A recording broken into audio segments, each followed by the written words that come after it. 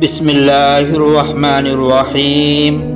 আলিফ বা তা সা জিম হা খ দাল জাল র জা সিন শিন صاد ضاد طاء ظاء عين غين فاء قاف كاف لام ميم نون واو ها لم ألف همزة يا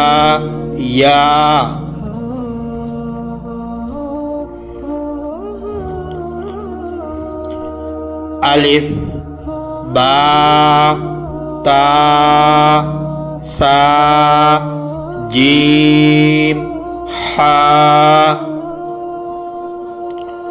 খ দাল জাল র জা সিন শিন صاد ضاد طاء ظاء عين غين فاء قاف كاف لام ميم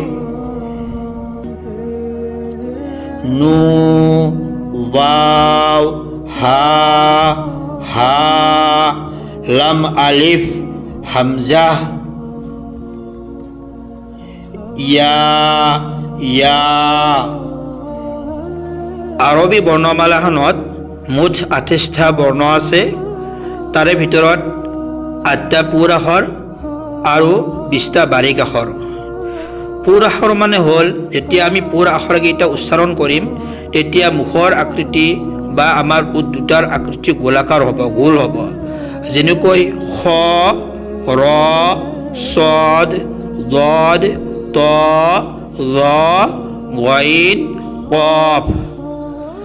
যেনেকৈ আমি কোৰআন শৰীফত পাওঁ দলিন খালিদিন ৰাজিকিন সাদিৰিন তালিবিন জালিমিন কাদিৰিন। তাৰ পিছত বাৰিক আখৰ আছে 20টা। বাৰিক আখৰ উচ্চাৰণ কৰোঁতে আমাৰ মুখৰ আকৃতি বা ওঠৰ আকৃতি গোলাকাৰ নহয়, বহল হ'ব।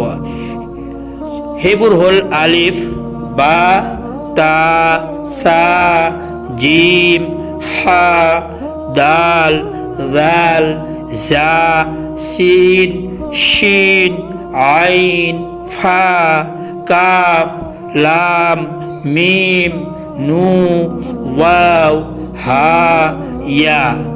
অৰ্থাৎ আমি যেতিয়া এইবোৰ বৰ্ণ উচ্চাৰণ কৰিম তেতিয়া আমাৰ মুখৰ আকৃতি বহল হৈ থাকিব। যেনেকুৱা বা জবৰ বা, তা জবৰ তা, সা জবৰ সা। কিন্তু পুৰ আখৰত খ জবৰ খ, খ জবৰ হা নহয়। খ জবৰ সদায় খ হ'ব। দত জবৰ দ, দত জবৰ দা নহয়। কিন্তু দাল জবৰ দা, দাল জবৰ দ নহয়। আশা কৰিছোঁ আপোনালোকে এই পাঠটি বুজি পাইছে। পৰৱৰ্তী পাঠত আমি আহাৰৰ বিভিন্ন ৰূপবিলাক বুজোৱাৰ কাৰণে চেষ্টা কৰিম। আসসালামু আলাইকুম।